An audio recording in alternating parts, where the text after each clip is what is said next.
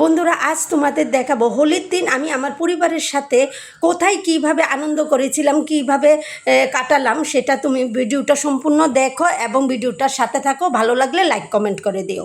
এই প্রথমবারের জন্য আগরতলা আস্তাবল ময়দানে হয়েছিল বসন্ত উৎসব।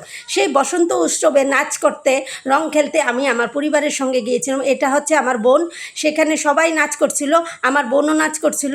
তো সবার সাথে আমি একটু নাচ করে নিলাম।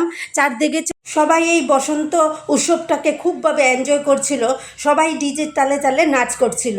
সাথে আমিও আমার পরিবারের সঙ্গে একটু নাচ করে নিলাম।